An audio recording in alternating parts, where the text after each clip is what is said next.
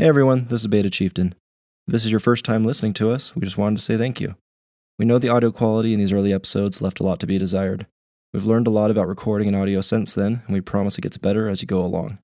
We promise to keep improving and to keep bringing you the best possible podcast we can each week. Thanks again, and enjoy the show.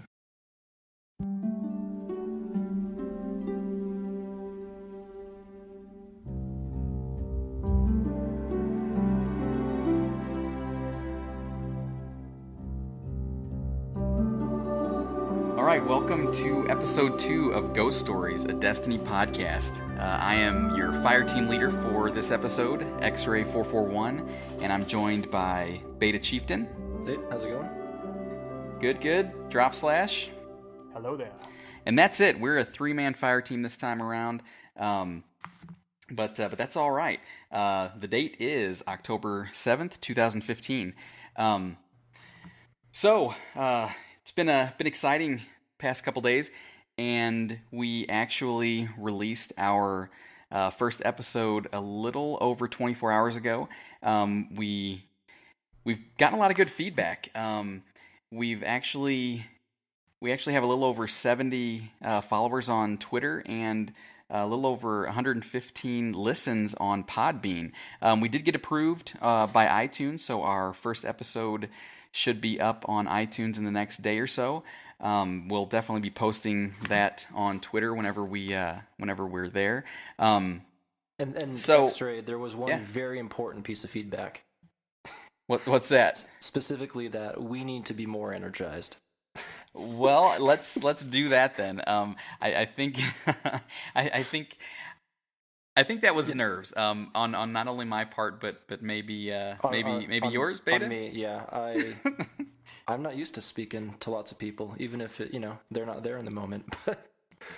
So it was interesting. Yeah, I would have never guessed that because of how much you type. Oh, yeah, I can like in Reddit, and it's like you have no nerves. It's just like boom, boom, boom, boom, and if I could just type out the podcast, it'd be totally different. Well, that's all right. And Drop Slash is a cool cat, and he had no nerves. He was pretty solid. But he did make a good point. Before we recorded the last podcast, I had never talked to Drop Slash or to Scooby ever. It was the first time we'd actually met, and like he said, in person or kind of in the same room. And so it was something that was kind of caught me off guard a little bit. We just barely learned each other's voices, really. So yeah.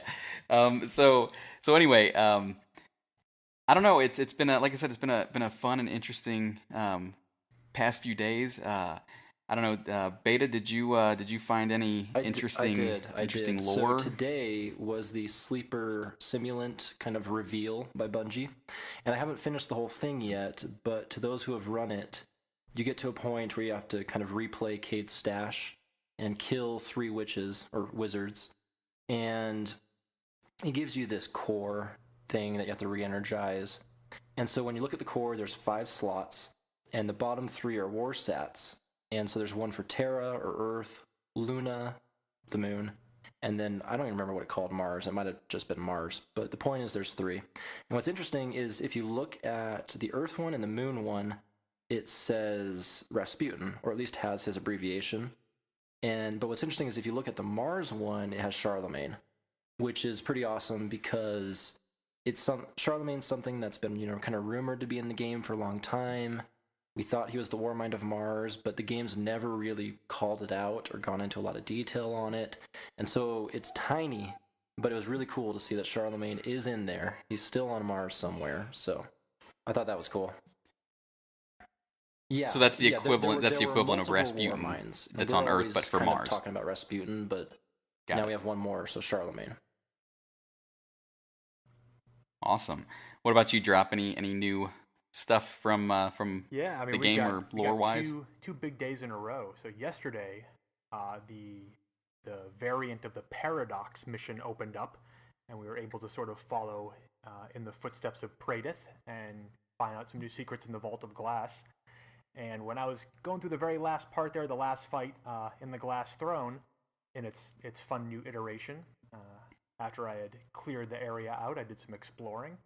And if you live in cities long enough, like I have, you learn to look up. So, as I was looking up and exploring the skyline of that particular area, there's a huge hole in the ceiling with all this light pouring through, and a flock of black birds flying around. And the first thing I thought was, are those Prince Aldrin's crows? That guy is everywhere. So, it'd be a pretty startling revelation to know that, we're way deep down. We're exploring like the very depths, like the deepest secrets of the Vex, and the reef, the royal house of the reef still has a presence. Well, and we should point out that, and we'll talk about this later today, but that's the future too. So yes. His crows are still around a long time from now. So now for some of the new Guardians, I think who's the prince? So today we're going to kind of cover what happened for the rest of the game that we didn't get to last week, and we are going to cover that. Okay, so we'll get to the prince here shortly. All right. So along with new lore and some of the little bit of feedback we've gotten through Twitter about our lack of energy, we've also received a few questions, which we welcome with kind of open arms, and so a few of the questions have come from the clan that Beta and Gabble and I are in. So one question we want to go ahead and talk about, or go ahead and try to field, is one from Caucasian Saint. He's an admin for the DoD Uprising clan that we're a part of, and he asked us, explain what happened to Oryx from the first story defeat to the raid defeat, and what those two realms are. So, I don't know, Drop, Sure. You want to take this? So in that first story defeat, we're very much facing Oryx on our own terms. He's manifested in our sort of plane of existence. He's been flying around and taunting us and generally causing trouble. So, we go track him down and have a fight with him. And I don't think it was particularly difficult, but we sort of send him packing. But that was very much on our terms. During the raid, we are basically invading his house. We are going into this massive hive throne world, which is very similar to what we did in the Dark Below when we went after Crota. When we first fight Crota, that giant crystal, that is an attempt to manifest Crota in our plane of existence, which we stop. And then we did the same thing where we take the fight to his house. You jump down the Hellmouth, you fight through the stills, you go through that giant gateway, and then you're in the Oversoul Throne, which is Crota's realm. And once we end him there, very powerful Ascendant Hive are basically immortal unless they're killed in their throne world, which is why it's a big deal taking out Crota there, and why it's kind of a big deal taking out Oryx aboard the Dreadnought, since the Dreadnought is his throne realm. All right. So there you go. I mean, it's kind of like the Crota, sort of like when we face Crota in the Dark Below, which we'll again talk about here later at some point. And they were trying to bring him into our world, and we kind of stopped that. But then we went to his throne world and fought him kind of on his exactly in his house, right? Okay. Well, cool. So thanks for that question, Caucasian Saint. And so I do a little Periscope thing with DoD Uprising, and had one today, and a few questions came up as we were discussing the Ghost Stories podcast. And Mitch Windu, he's also from DoD Uprising, got into a little bit of a argument with Gabble Ratchet, and I don't want to say argument, just a debate. Conversation. Yeah, exactly. With Gabble Ratchet and a few others that were in there, Infinite Tacos and I'm trying to think of who else. I think Alpha Whiskey might have been there. But anyway, they were talking about XOs, and the debate was: are XOs robots that were given a consciousness, or are they humans that were transformed into these kind of robotic, cybernetic type of person thing? So what do you think on that, Beta? I know you're the XO junkie. The short answer is we really don't know. So you can argue all you want. But the slightly Okay. longer answer, it's possible that it's both. There's a Titan mark called Deepstone Crypt, and the flavor text on it, I'm paraphrasing, says something along the lines of to commemorate the infamous subroutine that seeded the first Exo subconscious, something like that. And so that piece of gear kind of points towards the fact that, okay, maybe they are AI. We created some artificial intelligence, we put it in the body of the Exo, and it manifested itself. But in the collector's edition of the Taken King, we got what we kind of just refer to as Cade's journal, or his cliff notes of Treasure Island. And in that one, it very much talks about Cade being a normal person, a human, and then he kind of makes a deal with Clovis Bray, and then later in the journal, he's an Exo. And so, it seems like Cade, the Hunter Vanguard, was human, during the Golden Age, and then became an Exo. We don't know how much of human Cade is still in there. Is the personality all the Exos?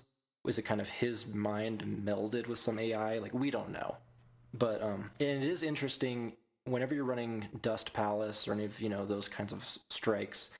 At the very end, when you're at the top of the tower, if you look in Clovis Bray, it says Exoscience on the walls, and so there's some pretty good connections that we can draw between Clovis Bray and the Exos, and from what it seems like with Cade, that he probably became one. And then the one other thing to point out that's interesting about Exos is they all have a number after their name. So it's Cade 6, you might have heard of Ariana 3, Lakshmi 2, Banshee 44. So that number is how many times their mind has been wiped, or not even wiped, but kind of just reconfigured. And every time their mind's reconfigured, they don't necessarily lose information, but it gets scrambled. And so a lot of the times it's hard to tell what's truth, or what's being remembered incorrectly, and what two events have suddenly just blended into one. So it's interesting, So Cade, he's a source of information, but having his mind wiped 6 times, he's not the most reliable source of information. But anyway, that's the slightly longer answer, and we can go into a really long answer in some future podcast. So, It's also worth, I think, pointing out real quick is that regardless of what the answer is, an Exo possesses something that allows them to become a guardian. There's, the link to humanity and the Traveler is very strong.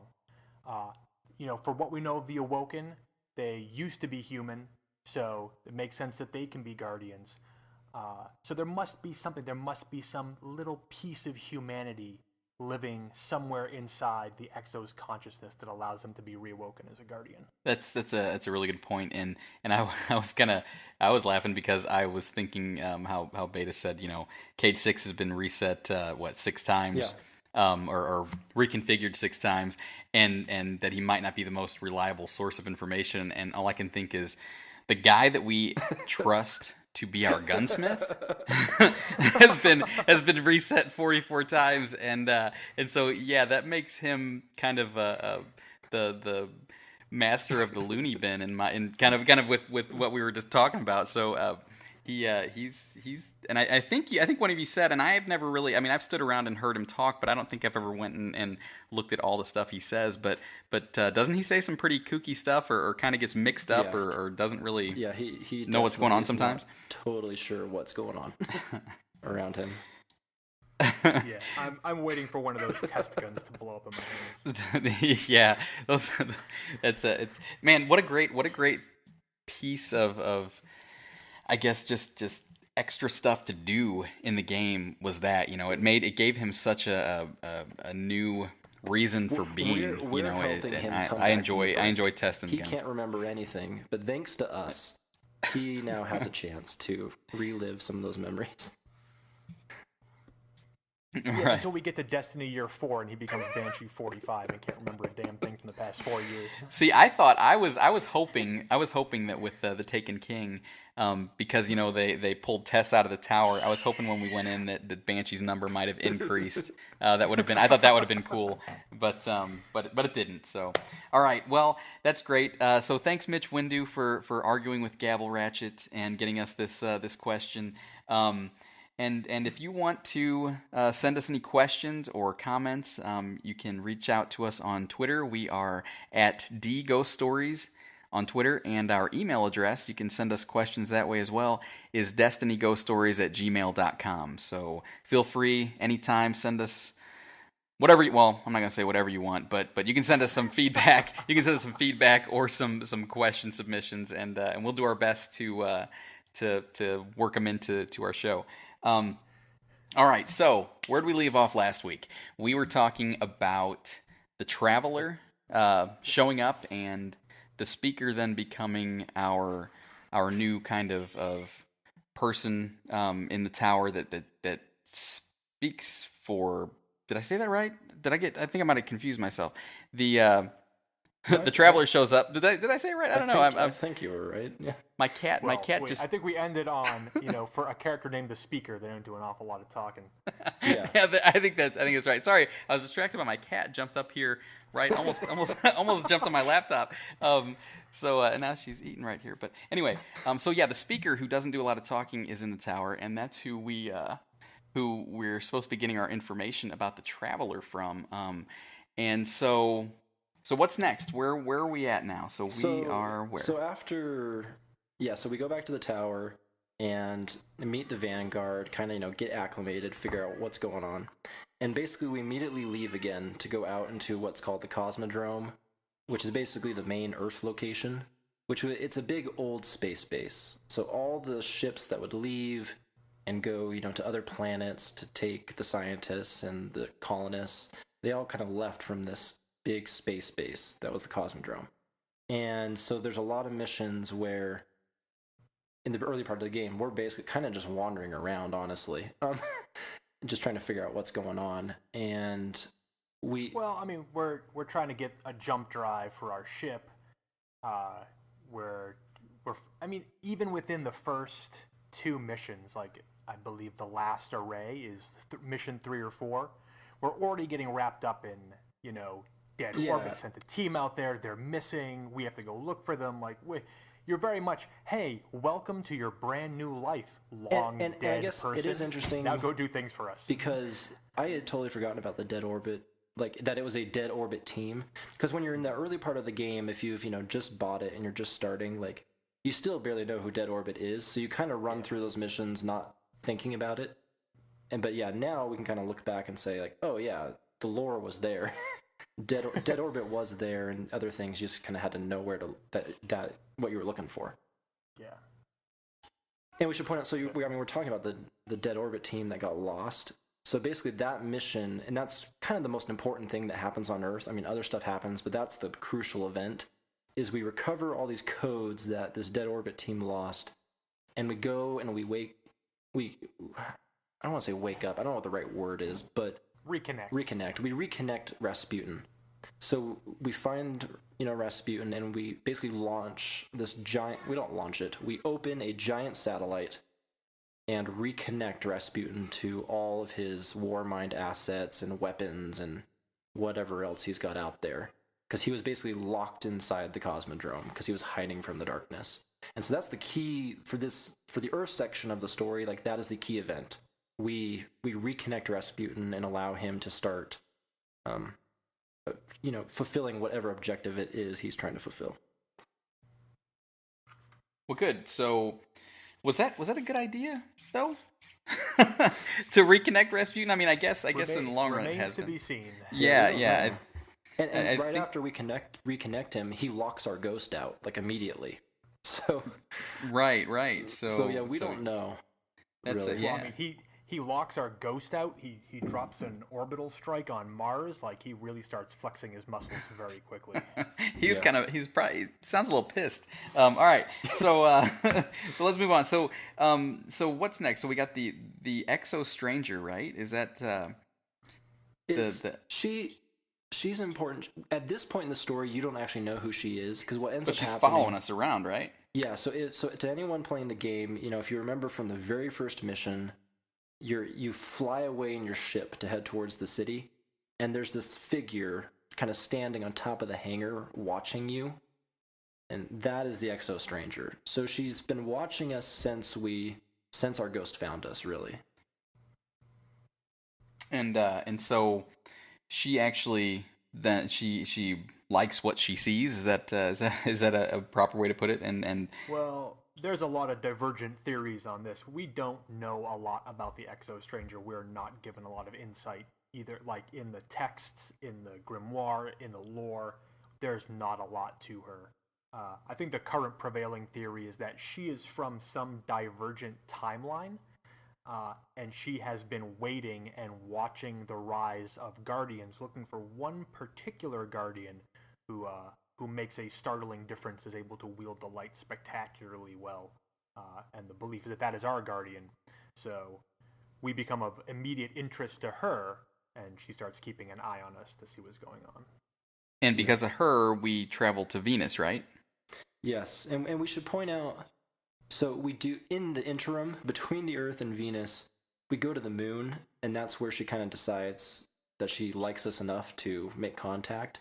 But next week's episode is going to be completely dedicated to the moon and Crota and Eris and kind of just tons of moon stuff. So at this point in our summary, we're just going to say we were on Earth, we went to the moon and kind of woke up the hive, and the stranger decides she likes us and calls us to Venus. And so from here, we're going to talk about Venus, and then next week, we're going to go really in depth on all the stuff that happened on the moon. Now I'm going to break free from the lore just kind of for a second, because I have to say I enjoy North's new voiceover of our ghost, but I also liked Dinklage as well. And I think the one that I can say that I miss the most is "You've Woken the Hive." I liked the way that Peter Dinklage said that, and not as much North. So no offense if you ever listen, North. Still love you, buddy. But I think Dinklage nailed that line a little better. So anyway, When I hear Nolan North say "We've woken the hive," I imagine that gate opens and a whole bunch of puppies and babies and kittens come running out. yeah, it definitely doesn't quite have the same effect. But again, it those of us that experienced it before the Taken King, it's something we've got to remember. Yeah. That's right. All right, so we are skipping the moon and we are headed to Venus. So what's going on in Venus? Drop, you talk for a bit. Go ahead, Drop. Yeah, well, I mean, there's a lot going on Venus, and I'm going to point out, because I'm a stickler for these things, once we get to even on the moon a little bit, but once we get to Venus, some of the story really starts to unravel here. There's a lot of inconsistencies that begin. But basically, examples. We're going to need at least one example, Drop. Go. Well, my favorite thing about is that, again, this affects me a bit because I work in the timeline, so I'm always trying to find dates and times. When did these things happen? There's one that occurs on Earth that drives me crazy, that deals with the hive. I'll talk about that next week. But on Venus, we're tracking, they say, Guardians from the past used to have a way to track the Vex using these machines. This is one of the first missions on Venus. We have to go reactivate these machines to track the Vex. Wait a minute. If Guardians who came before us were tracking the Vex, how do we not know about them? Is nobody keeping a journal of this stuff? Like, why is our ghost, and why are we so in the dark about the Vex if the Guardians who came before us knew how to track them and knew about them? Their lore was weak. They didn't have a beta chieftain and a drop slash to keep them informed. So yeah, that's and that's a big part of, I think, the direction that Bungie went. They got a new writer and they're really focusing a lot more on the lore, which we can obviously see with the Taken King. So all of the inconsistencies aside, we'll kind of keep moving forward, but just recognize that there are some there that might be hard to explain. Yeah. Right. So we reactivate these machines. We can now track the Vex. We follow them into the old Ishtar Academy. Then you have that showdown with these endless waves, not endless waves of Vex, but a significant number. If 5 or 6 is endless, then you know. Well, again, this goes Easy. to jumping way forward real quick. The Vex will do everything they can to prevent us from getting into the Black Garden, which means having one Hydra and a couple of Minotaurs doesn't really see. That is true. For doing everything possible. Yeah. They So also, gave up. I like to doing this particular mission, A Stranger's Call, with the new jobs is ridiculously fun because of the crowd control powers of the new jobs. Oh, It's yeah. amazing. Yeah. So we get through that. The Exo Stranger appears, and we get some of the best dialogue Destiny has offered us to date. Are we going to make some quotes very, here? It's very in line with the speaker, really. It's the famous. Oh, I'm gonna butcher it. Drop, if you have it on the tip of your tongue, say it. Which one? I don't have time to explain. Yeah, I don't have time to explain why I don't have time to explain. There, yeah.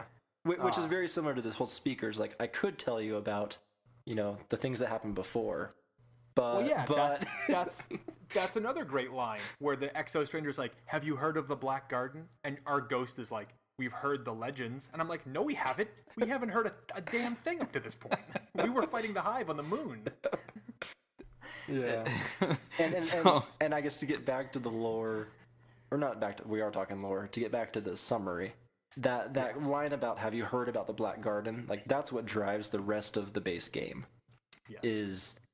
We should point out the Vex.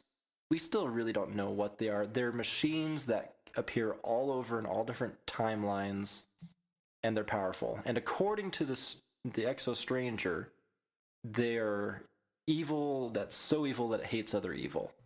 Although having faced Oryx in the Taken, it's hard to imagine the Vex being more evil than them, given what I've seen. But the point is, we learn about this thing called the Black Garden, and that the Vex are doing something bad there. And so the Exo Stranger then sends us on this long quest, which takes up the rest of the base game, to get to the Black Garden. Well, it's important to point out here. Earlier in the show, I mentioned Prince Aldrin and his crows. We mentioned, hey, who are these people? Part of this storyline is in order to find the Black Garden, we have to go out and speak to the Awoken who live in the reef, and we discussed them briefly on the last episode. But this is where they come into play. This is where you can't find the Black Garden unless you go talk to the Awoken. So we're sent off in that direction. Yeah, and this is another inconsistency I kind of just thought of. But so we go. So yeah, we point out, we speak to the Queen in the reef. Prince Aldrin is the Queen's brother, her advisor, and he doesn't like us much. But he has these things called crows, which from the grimoire, they're basically like robot birds, is what it sounds like. And they're his spies. They're all over the place. And it's funny because, so for the rest of the game, and we'll talk about it here in a second, we have to do a lot of stuff, or very specific things, to get into the Black Garden. And yet, Prince Aldrin in the grimoire, his crows have already been in there. Like apparently all the stuff that we have to go through to get in there was either just not actually required, or his crows had some other way to just go in and get out. It's just kind of random. The prince probably knew how to get in there. He's kind of a jerk, so maybe he just didn't want to share his secrets. Well, they even mentioned that, you'll need a key to get into the garden. In order to get the key, you need the Gate Lord's eye. But the prince even says, this is all really unnecessary. We could just tell you where it is. Yeah. But they make you go through this whole rigmarole to sort of prove yourself. Also, important to note, once you realize that the birds in the game are Aldrin's spies, you start noticing birds everywhere. Yeah. There are birds in the tower. There are birds in the Devil's Spire. And they don't fly away when you walk up to them. There are birds everywhere in this game. So it's a very interesting sort of background thing. Oh man, the Awoken really do know everything. Now I want to go to the Dreadnought and just go bird watching. I'm gonna need to put on my put on my high socks and my khaki shorts and get my binoculars out and just go look around. Be a birder for the day. I'm sure they're flying around somewhere. There might be. I saw these big, huge, ugly moth looking things. Headed down to Oryx, but Yeah, the moths are really important. oh, are they? I didn't know that. Lore-wise. So, Well, lore-wise, apparently the moths represent areas where souls have congregated. And one of the reasons I believe in the raid, you follow those moths, and they're sort of a marker for you saying, this direction, follow this direction. And you'll notice them all over the place. If you're ever exploring the hive tunnels on the moon or around the dreadnought, there are moths everywhere. interesting. So even when you make the assault on Crota's soul in The Awakening, there's moths in the way down. That's cool. Well, I did not know that, so that's awesome. And so let's jump back out of the rabbit hole and keep going. I don't want to run too long. Next week. Yep. Next week. That's right. That'll be our answer for everything next week. Okay, so where are we at now? We go to the Awoken. They send us on a quest. Basically, they say go get a Gate Lord's eye, and a Gate Lord is a big 3-story tall Vex. So we go, we kill it, we bring back the eye. They basically tell us that the eye's dead and it's useless. So we just kind of leave. Bummer. It's fun. So anyway, we leave, and long story short, we find out the Black Gardens on Mars. We go to Mars. We encounter this race called the Cabal, which are kind of like these hippo, gorilla, rhinoceros things. Just these big, things in their suits. And they blow up planets and moons just for getting in their way. Right, we don't know. We really don't know a lot about the Cabal, other than they're a warfaring race, and they've been trying to escape Oryx and the Hive in the past, and they currently occupy Mars. And that's really all we know, and that's all you need to know. So anyway, okay, go ahead. It's important, real quick, important to point out, at this point in the story, the Cabal have no beef with us. We have not encountered them. They have not encountered us. Right. They don't want us on Mars, but they haven't really attacked us anywhere else at all. Yeah. So at this point in the story, we're immortal guardians. We jump on our sparrows and we just straight up, we go right to their home and just ransack it. We are the unwelcome sort of stranger in this instance here, where we're breaking into their forts, we're stealing their stuff. We're setting off their fail-safes. Right. So we're very much an uninvited guest at this point. Yeah. And so, basically, we fight our way to the Black Garden. There's a big fat Vex gate that we open, a portal to send us into the Black Garden, and we finally make it to the Black Garden. And at this point, we don't really totally know even what the Black Garden is, even after the story concludes, and even after all these expansions. It was a location locked out of time and space, and flowers grow there. And the flowers could represent souls, or they could represent timelines. We don't know. And there's a ton. The Vex are there, and there's a lot of Vex architecture. And then we'll talk in a second about what's at the heart of the garden. But really, we don't know a lot about it. It's just this very important place. And this garden is seeded all through the lore. There's Rasputin has visions of the garden. All these guardians. Yeah, the darkness met the traveler at the garden. All these other guardians, have sort of leapt off the shores and awash themselves in a sea of dreams of the garden. It's not just a location; it has a much deeper significance. Right. We just have no clue what it is yet. Yes. So anyway.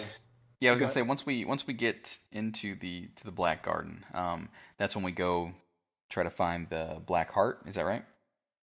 Yeah. The Black Heart of the garden. It's this, and now that Taken King's been released, the Black Heart looks a lot like one of the blights that you see in the Taken King. We can't say if the Black Heart is a blight or not, but they look very similar. So this also ties to some of the Hive lore we'll talk about next week, but this is very much where I know when I first played through this, I'm like, why is there a machine race worshipping something that doesn't seem logical to me? That doesn't make any sense. Why would a machine race worship anything? Right. So one, we have to remember that the Vex have a biological core. That's an important piece.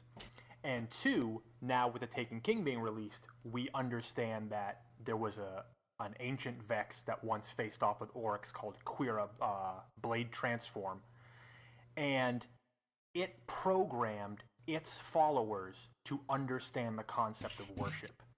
So these Vex, as far as we know, have been programmed with a subroutine that understands what worship is and that it should follow these tenets of worship. Right. Very, very basically, or to explain very shortly, so the Vex, they experimented a bit and they found that worship seemed to produce some results.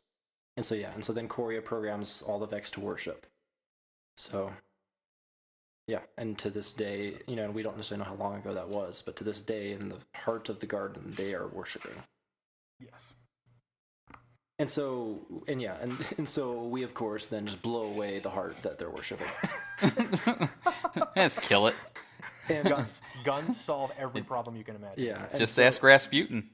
And the interesting thing is, it does, to me, it's always looked kind of like the Blights, because in the first Taken King mission, you kind of have those scenes of the Cabal trying to escape the Blight, and there's like the hole, and then kind of like the bridge or the tether that's trying to pull the Cabal away.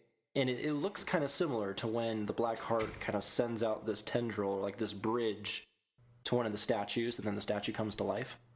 And that's just a theory, and it's just an interesting thing to note if you're playing that mission again.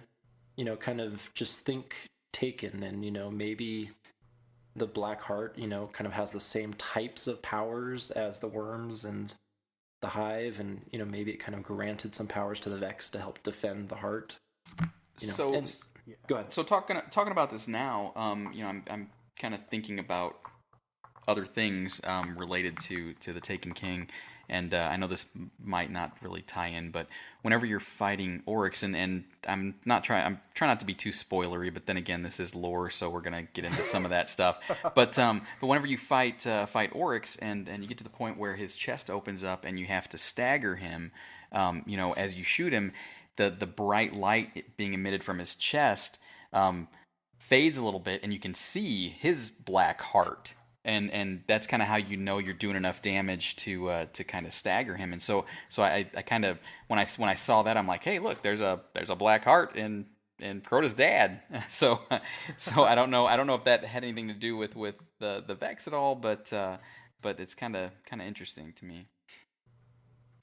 And it might. I mean, we don't know. Yeah. But Well, that's a cool connection.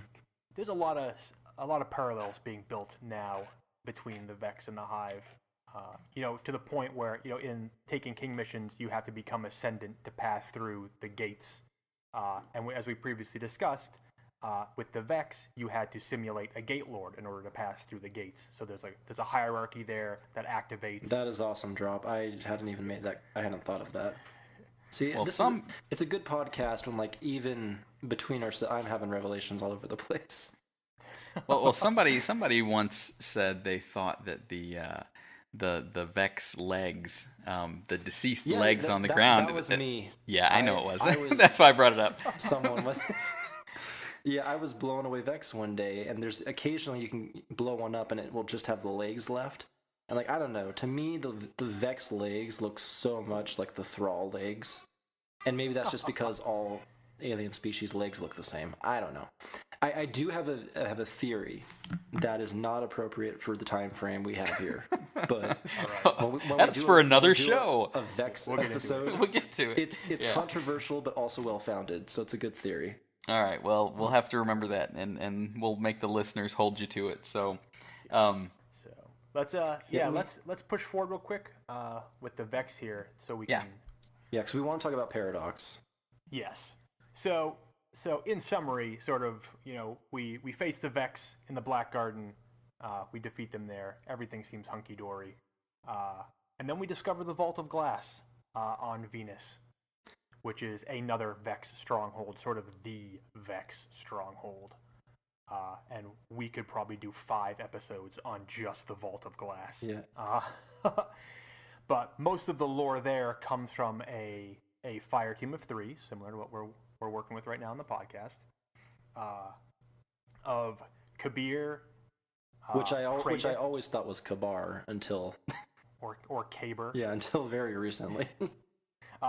To note, in that mission, it is pronounced two different ways.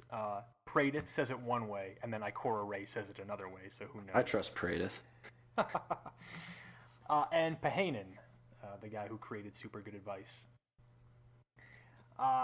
And they get lost. They get lost in the vault. Praedyth gets sort of, well, as far as we knew at the time, Praedyth is skipped across time. He is just hurtled into all causalities by the Vex. Kabir sacrifices himself and his light to forge the Aegis, which is the relic that we use in the raid. Which is why they failed, because they didn't have it, and Yes. it's why we succeed. And then somehow Pahanin makes his way out, or never went in the first place. I mean, who sort of knows? He ends up getting killed by Dregden Yor, but that is a whole other story. Yes, and his whole creation of Super Good Advice was he was terrified of being alone. Yes. After going, because he couldn't trust anything anymore, and so he created his little AI machine gun to kind of keep him company. And this is the first taste we get of the Vex's, the real power of the Vex, which is this like weaponized ontology, like the ability to make or unmake things from time, or people from time, or anything, and to traverse past, present, and future in sort of this quantum state where they all exist at the same time. And their ability, from what I can tell from the grimoire, their ability to choose what exists and what does not exist, that stemmed from their worship of the Black Heart. Like, that's kind of what the reason they kept. Well, that's one theory. That is my theory, and from what I can tell from reading, I think that's where they're getting it from. But it's a theory. Yeah. So the other theory is that the Vex are really the Ammonites from way back, who were once heralds of the Traveler, who gave them. That is my theory that has no place in this episode. Paracausal weapons. But it is a good theory. It is well founded.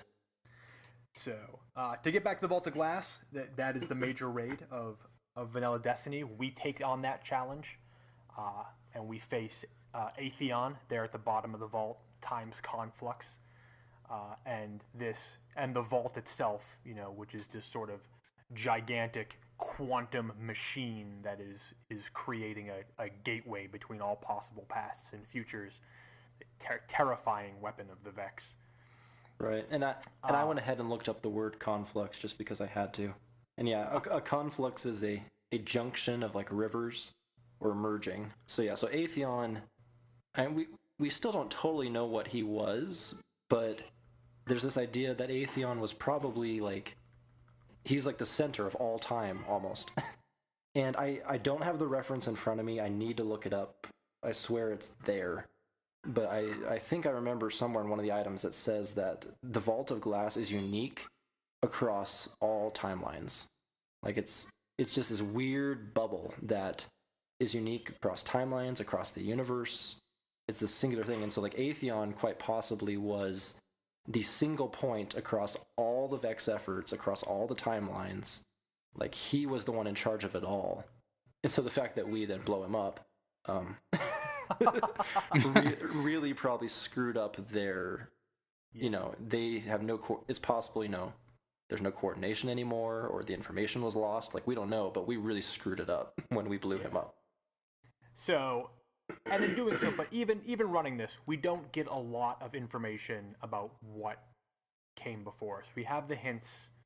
There's not a lot going on. We never discover the fate of Praedyth,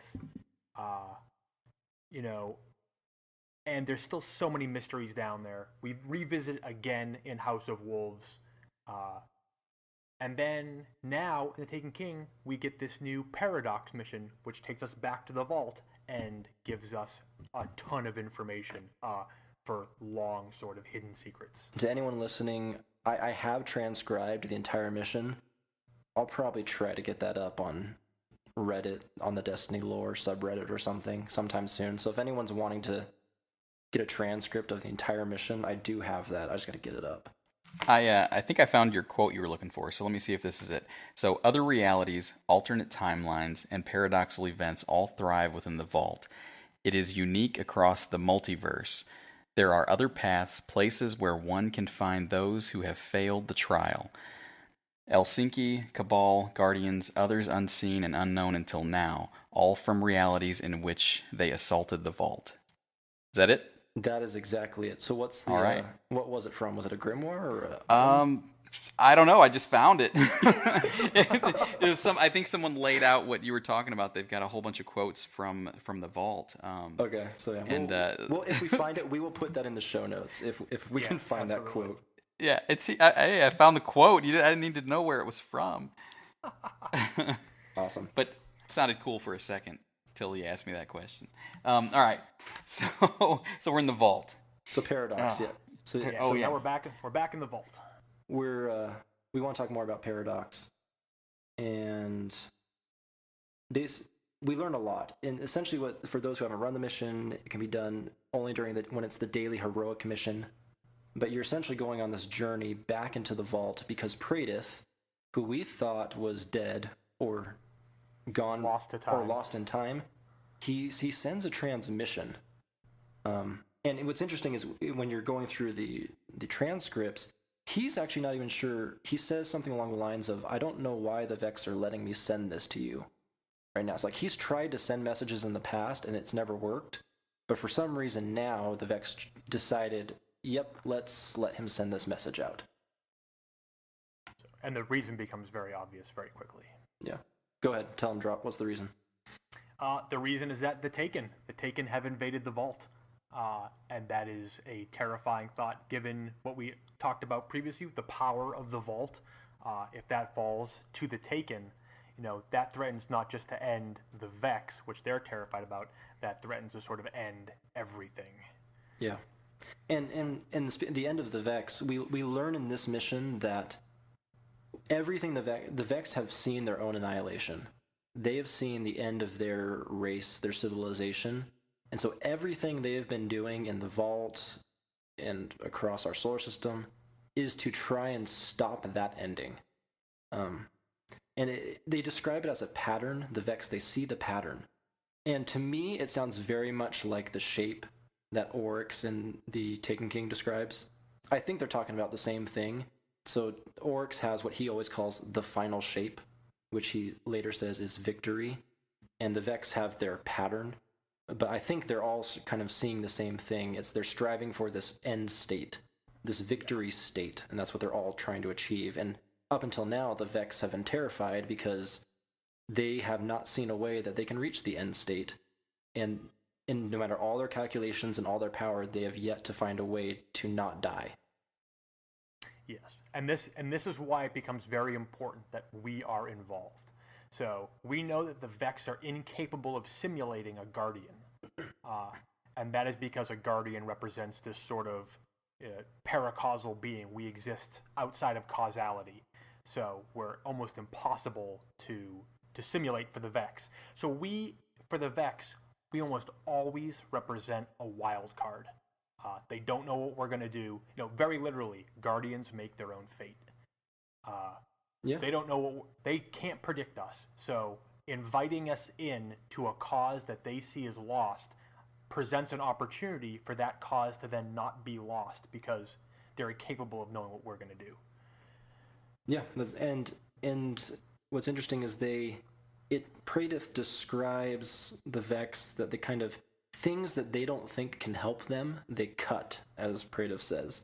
Or basically probably similar to the Oracles, they kind of just remove from existence, Things that the Vex don't think can help them win, they get rid of. And things that they think can help them win, they keep. And there's lots of theories. I personally think that might be why, up until now, they hadn't attacked the city. Because even though they didn't understand us, they knew that we might help them win. And so they chose not to cut us out. And that's why they invite us into the vault. And what's interesting is then at the very end, once we've removed the Taken from the vault.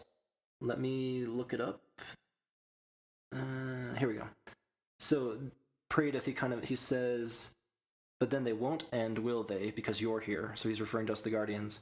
Then it says, the Vex won't spare the city. They won't even thank you. And so, to me, it sounds an awful lot like they were keeping us around because they knew we could help, and it turns out we did. But the problem is, now that we've helped them, we've kind of opened the way for their final victory, and they're not going to thank us for the help. They're going to come and blow us up instead. Yeah. Because now we've helped them, they no longer need us. So, yeah, we sort of potentially have saved our own destructors. Yeah. Yeah, and when you go through the grimoire that you get from this mission, it's kind of these alternate timelines from the vault. But one of them shows ships from the city fleeing into deep space and just fleeing something, and just the city is no longer, and the tower is gone. And it kind of hints at this possible future of, we've opened the way for the Vex to come and destroy us. Well, I mean, we defeated Atheon in his own home, in the vault. I'm not worried. Bring it on, Vex. Yeah, you big jerks. So yeah, that's awesome. I'm glad that you guys explained that, because I didn't get an opportunity to go look for Praedyth's ghosts yesterday, and yeah, I know I'm sad, but it'll be around again. And for anybody who didn't get to do the sleeper, and I'm gonna butcher it on purpose here, simulate. No. It's been butchered so much today by so many people. I just had to join the crowd. Anybody that didn't get to do that, they'll get their day in the sun, so to speak. So, wow, that's awesome. Any more on the what were we just talking about? No. The paradox, I guess. Nah, I think there's one more. last piece. One last piece at the very end is recovering Praedyth's ghost. So this is at the very end. The fabled. This could be the fabled 6th treasure chest. Is that what this is? We open it up. Praedyth's ghost is inside, and it turns out that it is a future war cult ghost. So Praedyth was a member of the future war cult, which is the best faction. I'm just gonna say it, but it remains to be seen. So here's another question though. I guess we don't know for sure, but we're assuming that Praedyth is just a human, right? He's not going to be an Exo or. Well, he has no designation. He's not like Praedyth 02 right. or Praedyth 03. So yeah. Maybe no designation is the first iteration. Right. He could have been. There That's true. And been the first. Well, that's iteration. the other thing. If he has been trapped in time, sort of spread across all quantum possibilities, he may be a pure version of himself. Yeah, absolutely. And I should point out, if you don't take the alternate path and you do the normal ending to the mission, you do find a bunch of bones. True. They say and that you scan Praedyth. them. That's right. It may be Kabir. It may be Praedyth. We don't. They say it's Praedyth, but they're definitely human bones. So if that is Praedyth, then that would establish that he's not an Exo. Okay, all right. I was reaching there, but I figured I'd do it while I could. Maybe his consciousness is enough alive to put into an Exo later. I don't know. That's a rabbit hole. I think pretty widely on things. So. Well, I have not turned his ghost back into future war cult. I am keeping that with me. Nice. So when you turn it in, though, all you get is a rep, right? Is that? You get a bit of rep, yeah. Rep, the legendary engram, yeah. For the collectors, don't turn it in. Just keep it for fun. I'm keeping it. But it makes a purple triangle over the tower constantly. That drives me crazy. That's awesome. But yeah, I'm not. Are you kidding me? That's Praedyth's ghost. That is a piece of the lore that I never want to give up. It's amazing. And there's so many people that don't care. Maybe we'll make them care. Maybe we'll get them interested in the lore enough that they'll want to get that ghost and keep it for themselves. I hope so. Yeah. When I first ran Paradox, when we got to the end, I was running with the Sunbreaker, and as soon as the mission ended, he immediately used Hammer of Soul, and he just smashed the skeleton with the flaming hammers. He did not care about the significance of what he was doing. You're inspecting it. You're all, ooh, look at this, and all that just blows up in your face. Yes. So, all right. Well, I think that's a good place to stop. So that was this. Thanks for the input, everybody, because this felt better. It felt more relaxed, and hopefully it's a little more palatable for those of you who, again, said we needed to add some energy to the podcast, and I think we tried to. And again, we were short a couple of our guys, and hopefully we'll get everyone in next time. So let's end this by just saying thank you. And again, you can find us on Twitter at DGhostStories, or you can email us if you have any comments or requests or questions you want us to talk about on the podcast at destinyghoststories@gmail.com. We're on Podbean. You can find links to our podcast. I mean, you're obviously listening to it, so you found it somehow, but we'll be out on iTunes as well. But we're going to stay pretty active on Twitter, so any information you need, you can hopefully find there. So for now, I guess that is a wrap. So thanks a lot. Yeah, thank you guys. I'm going to add on, we hinted at a lot in this episode. And remember, we're just getting started. There's a lot to go over, and we're going to cover it all. Oh, yeah. Yep. Yes, we will. We're getting going. Oh, and again, I want to point you in the direction for some more information to the DestinyTimeline.com that Dropslash and Scooby Deezy have put together. It's a great source, so check that out, and it'll help piece together some of the stuff we've been talking about. So farewell for now, and we will see you all soon. All right. See you guys. Take care. Bye.